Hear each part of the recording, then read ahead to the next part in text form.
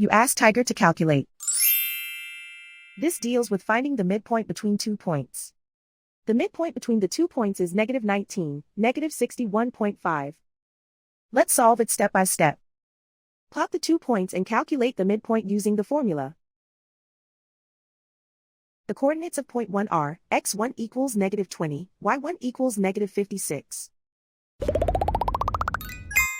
The coordinates of point 2 are x2 equals -18, y2 equals -67. PM represents the midpoint of the 2 points.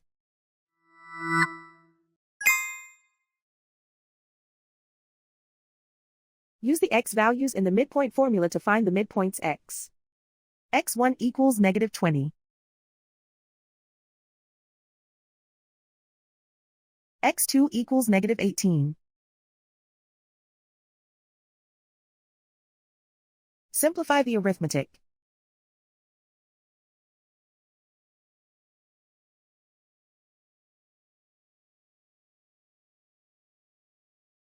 Use the y values in the midpoint formula to find the midpoints y. y1 equals -56. y2 equals -67. Simplify the arithmetic.